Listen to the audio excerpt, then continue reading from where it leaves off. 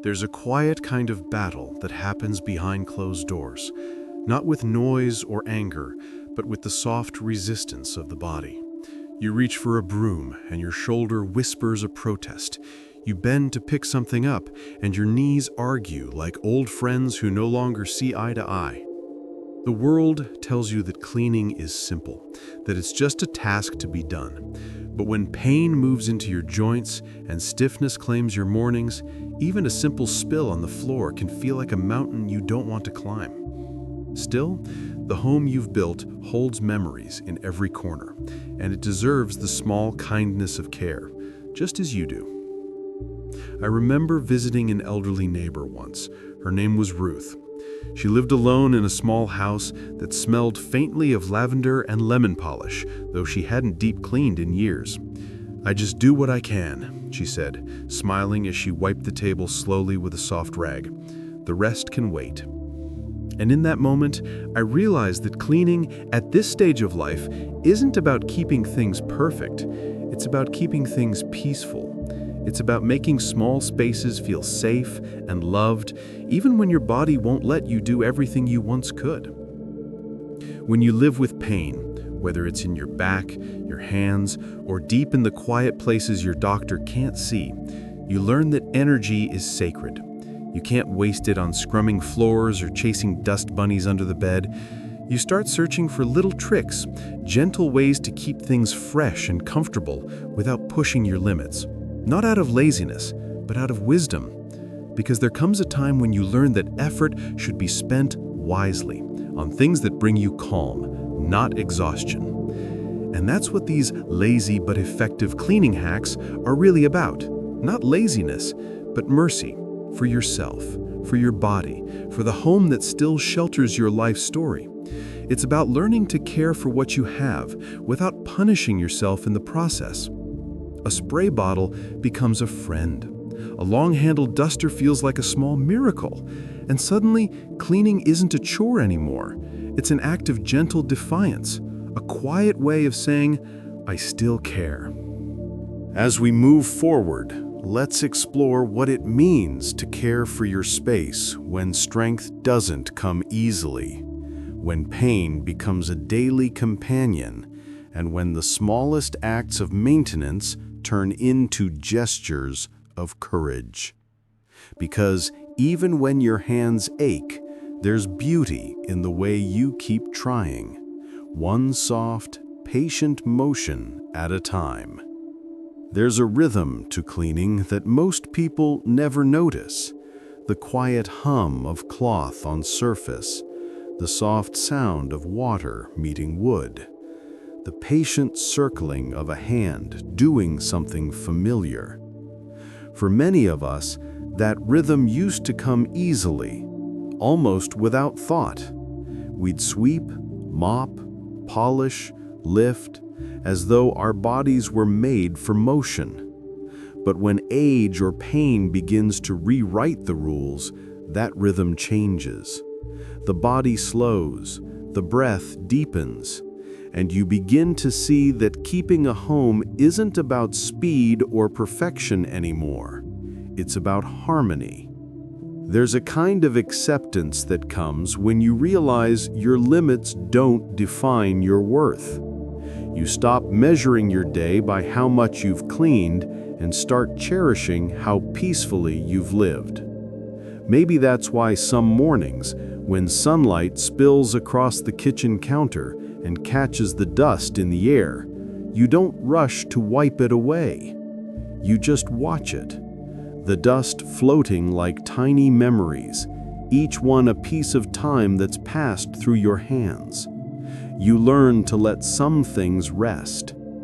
Still, there's something deeply human about wanting your space to feel fresh, to smell of something kind, to feel uncluttered enough for your thoughts to breathe.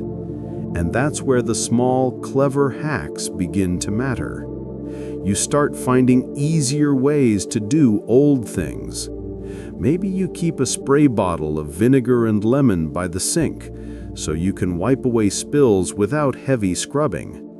Maybe you use a grabber stick to pick things up so your back doesn't ache for hours afterward. Or maybe you simply clean one small area at a time, trusting that enough is better than perfect. Sometimes it's not about the tools, but the mindset. The soft permission to go slowly, to take breaks without guilt. You might sit down between each task and let your body breathe before moving to the next. That's not laziness. That's wisdom carved from experience. You've lived long enough to know that rushing through life never makes it cleaner, only heavier.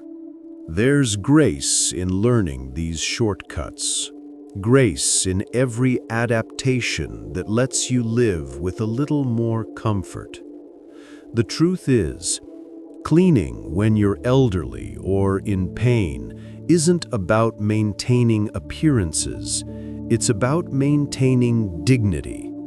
Every gentle wipe of a counter, every moment spent tidying the room you rest in, is a quiet way of saying, I still belong here. Because your space, your home, still deserves your care, just as you deserve its peace. And as you move through these small, steady motions, something beautiful happens. Cleaning becomes less of a burden and more of a meditation. It's not about making the house spotless. It's about finding a moment of stillness in the ordinary.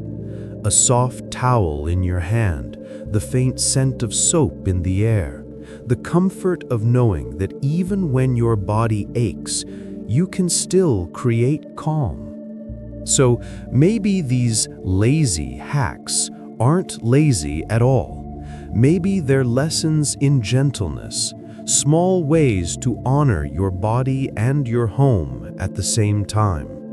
Because life after 60 isn't about doing more, it's about doing what matters with tenderness. There's a moment, usually quiet, often unnoticed, when cleaning stops being a task and becomes a reflection of how we care for ourselves. Maybe it's when you gently dust a photograph on the shelf, the one where your younger self is laughing beside someone you loved.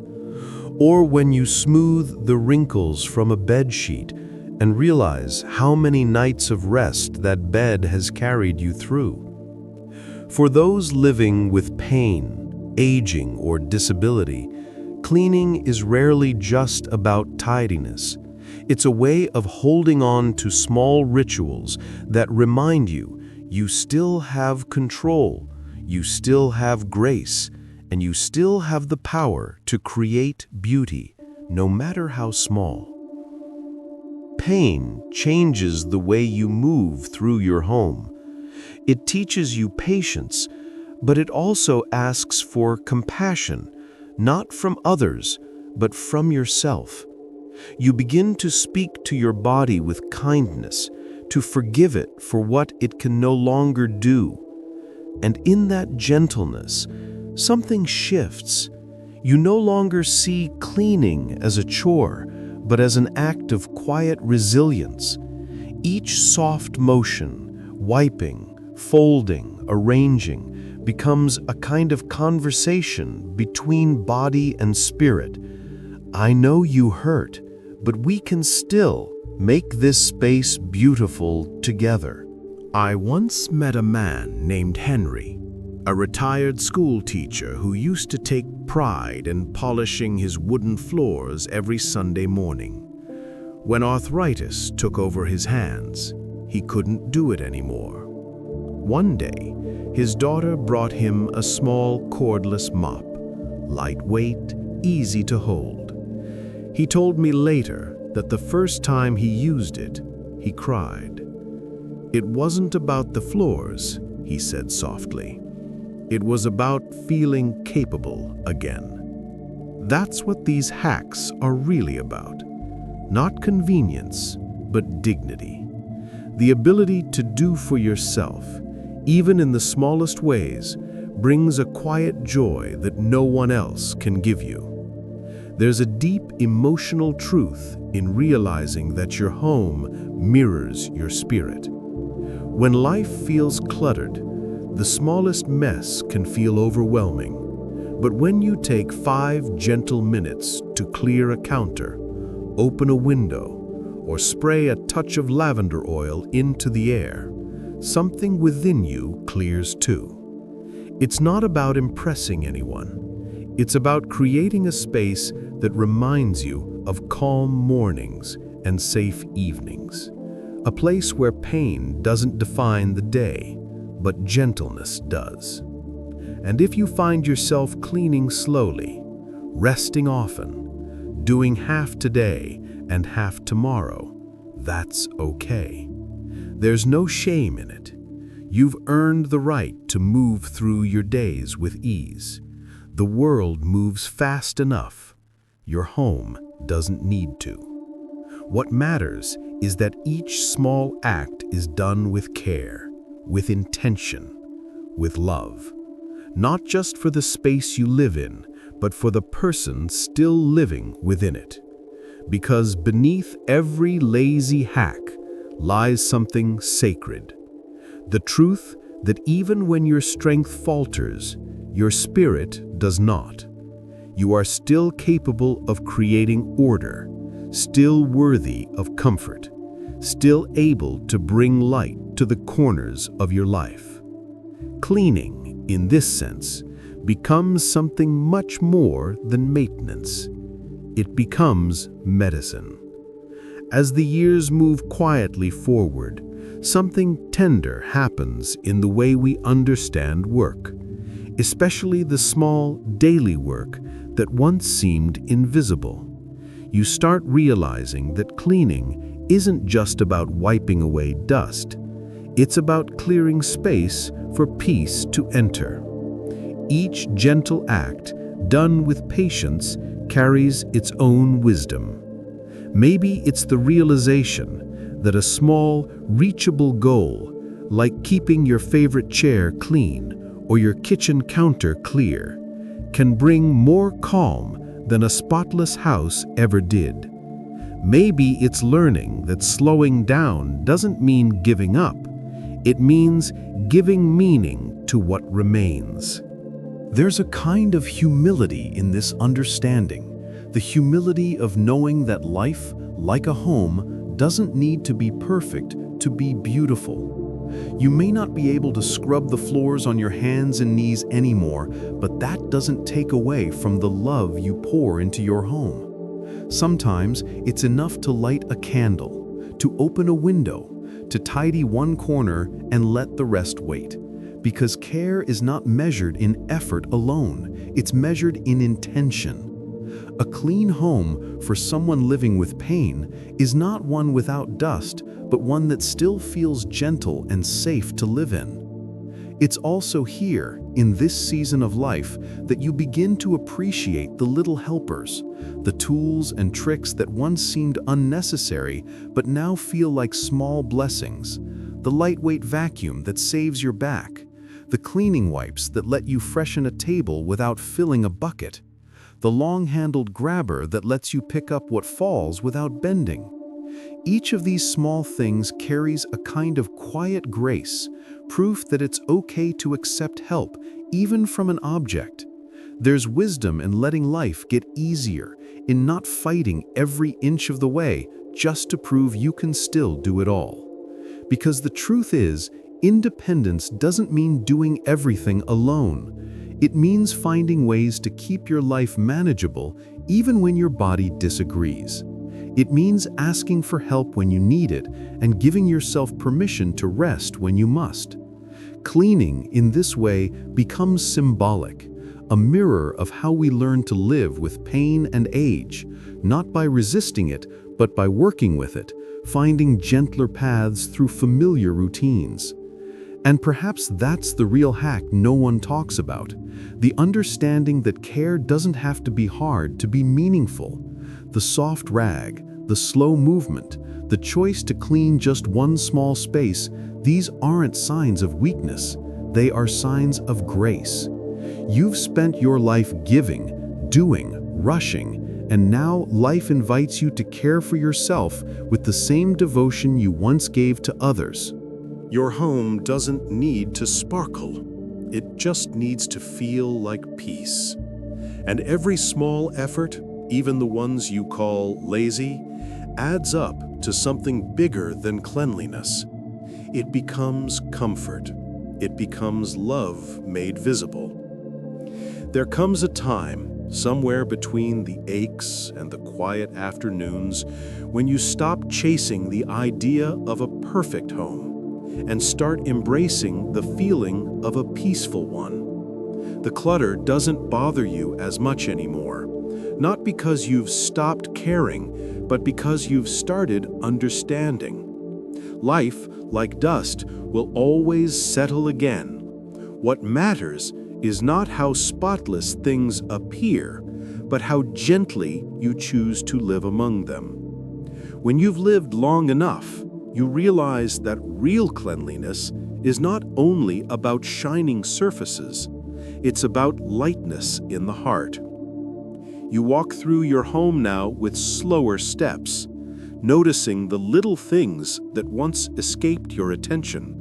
The way the sunlight spills across the floorboards, the way the curtains sway with the afternoon breeze, the way your favorite chair welcomes you after a small victory of sweeping or wiping a counter clean. The air smells faintly of lemon, soap, and something softer, something like ease.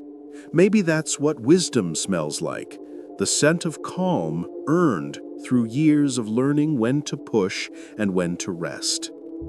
Sometimes you pause to look around and realize that your home has changed, not in shape or style, but in energy.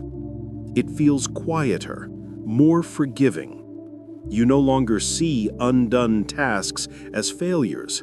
You see them as life's pauses, reminders that not everything needs to happen at once. The dishes can wait. The floor will still be there tomorrow. You too deserve to rest tonight. And when you wake, the world will still open its arms to you, softly, like a room that's already halfway clean. Cleaning, in this stage of life, isn't a battle to conquer disorder. It's an act of grace.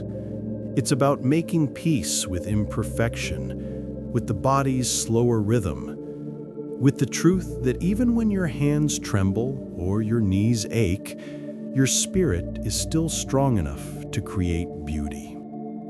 Every small effort, the folded blanket, the wiped counter, the swept corner, becomes a quiet prayer of gratitude for what you still can do.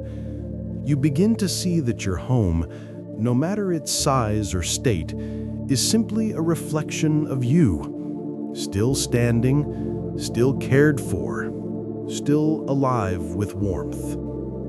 And maybe that's the message this whole journey leaves behind, that the gentlest way to clean your home and your heart is to move slowly, kindly, and with purpose.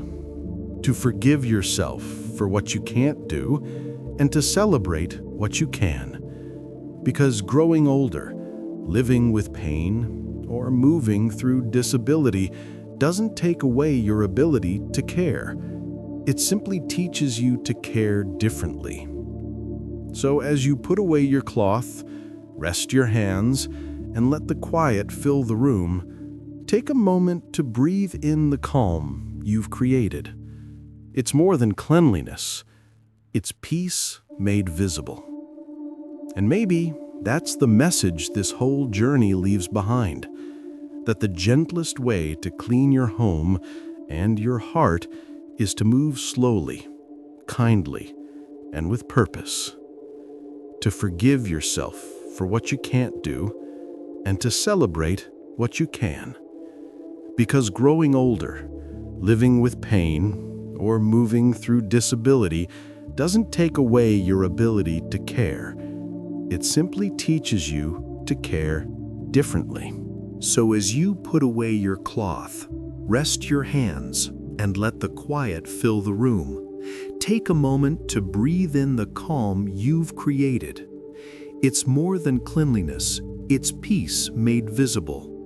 And maybe growing older isn't about the years we've lived, but the gentleness we've finally learned to give to our homes, our bodies, and our own hearts.